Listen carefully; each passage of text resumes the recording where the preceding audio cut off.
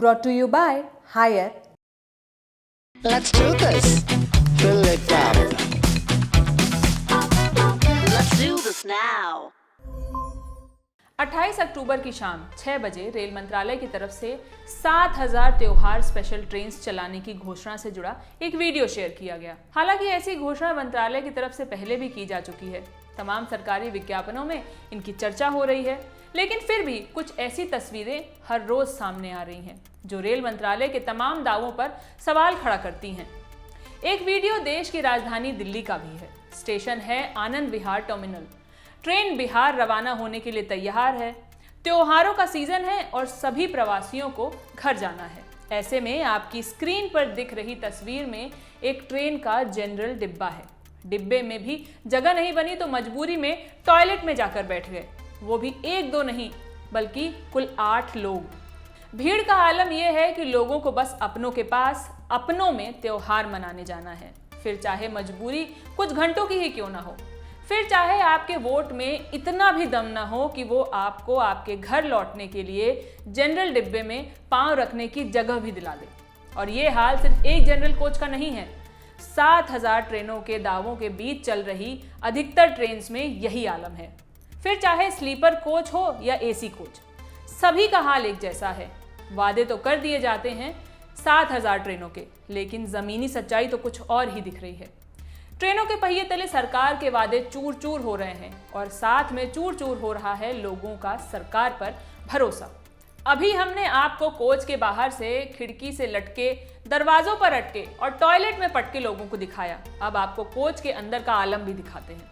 आलम दिखाने के लिए वीडियो बनाने वाले की हिम्मत को सलाम है, जिसने इतनी मेहनत से ये तस्वीर हम लोगों को दिखाई।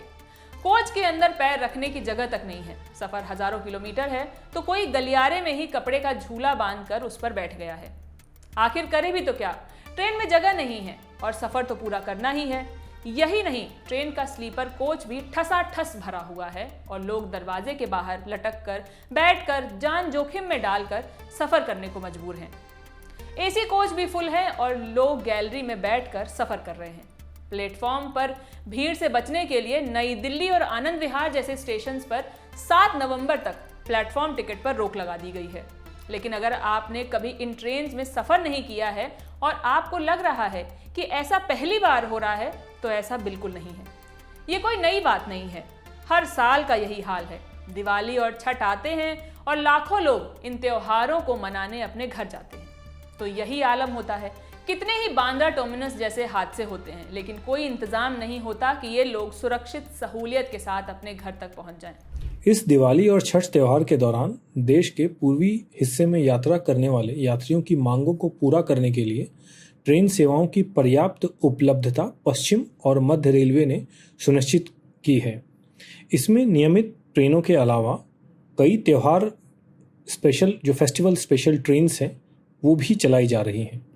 इस दिवाली और छठ त्योहार के दौरान मुंबई क्षेत्र से बिहार, यूपी और देश के पूर्वी क्षेत्र की ओर पश्चिम रेलवे और मध्य रेलवे की तरफ से टोटल 40 रेगुलर ट्रेनें चलाई जा रही हैं, जो कि 272 ट्रिप्स कंप्लीट करेंगी। इसके अलावा 16 हॉलिडे स्पेशल ट्रेनें भी चलाई जा रही हैं, जो टोटल 74 फेरे लगाएंगी।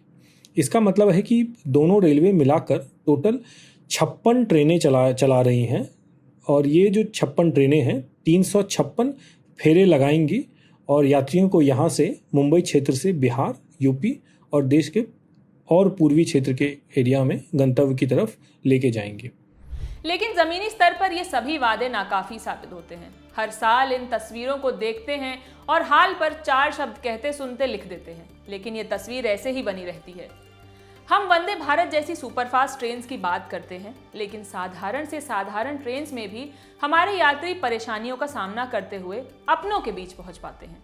इन तमाम पहलुओं पर सरकार को गौर करना चाहिए। इस खबर को लिखा था मेरी साथी वैष्णवी ने। मैं हूं शिवानी। बाकी खबरों के लिए देखते रहिए दिल ऑन टॉप। बहुत बहुत शुक्रिया।